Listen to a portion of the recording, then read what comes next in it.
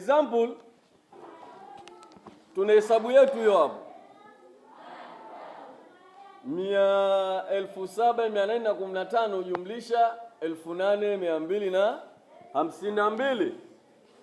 Kwa hiyo mwanafunzi ikiwa amehifadhi hii addition iko kichwani, itamfanya aifanye hesabu kwa muda mchache, kwa sababu asilimia kubwa wanafunzi wanafeli hesabu kwa sababu hawamalizi kwa hesabu zote katika mtihani, wanachelewa kumaliza.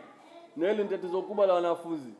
Wanafunzi wengi wanashindwa kuipasi hesabu kwa sababu hawamalizi, muda unakuwa mdogo kwa sababu calculation ile inakuwa haipo kichwani. Kwa hiyo ikiwa ipo kichwani kama hii 5 jumlisha 2, 5 jumlisha 2 mwanafunzi kwa kaika kichwani ataandika tu basi sawa na 7. Hatupoteza muda kufikiria. Lakini 1 jumlisha 5 atasema tu basi 6. Hatupoteza muda kufikiria. 4 jumlisha 2 atasema tu basi. Atasema kumbe atasema 0 zaidi 1. Tayari 7 jumlisha 8 atasema ngapi? 15. Kwa ataandika 5 kwa vile hakuna ambaye itakuwa ni 15. Kwa hiyo atakuwa na ile 1 16.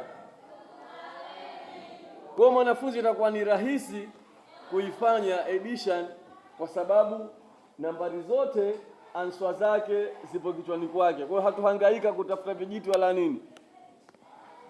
Kwa hiyo hapa itakuwa yeye kazi yake mmoja tu mwanafunzi, kuhifadhi sheria tu basi ya kujumlisha. Sheria ya kujumlisha inasema vipi? Kwa mfano kama hapa 8 jumlisha 2 kapata 10, kapata 10. Kwa hiyo anajua kwamba kwa hapa siwezi kuandika 10 yote, bali ataandika 0. Hawezi kuandika 10. Kwa hiyo nakuta hapa kitu hapa cha kuzingatia ni kitu kidogo sana.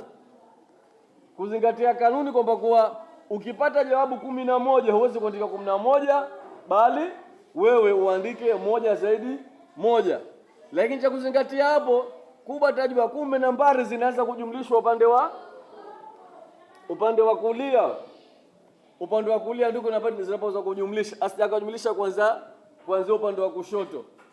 Kwa hiyo akisha kuzingatia hivyo kama nambari zinajumlishwa kuanzia upande wa kulia, hazijumlishwi kuanzia upande wa kushoto, na sheria kwamba kwa kapata 15 hawezi kuandika kapata nambari kuanzia 17 au 12, 15 hawezi kuandika yote 15, bali ataandika ile ndogo na atasema zaidi 1. Kwa hiyo kama kumeandika 5 zaidi 1 hatuandika 15 yote. Akisha kuzingatia hivyo, hapo itakuwa yeye hesabu ya kujumlisha yoyote ataweza kuipata kwa urahisi, hatohangaika. Nadhani tumefahamiana hapo.